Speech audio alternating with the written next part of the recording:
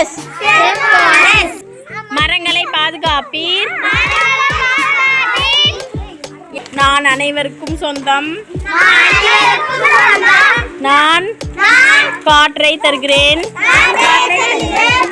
நான் வளரும் காடுகளை அழிக்காதீர். என்னை வெட்டாதீர்.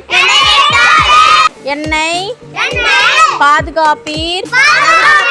தூய்மையான காற்றை சுவாசிப்பீர். என்னை அழித்தால் நீங்களும் அழிவீர்கள். என்னை பாதுகாப்பீர். தூய்மையான காற்றை சுவாசிப்பீர்.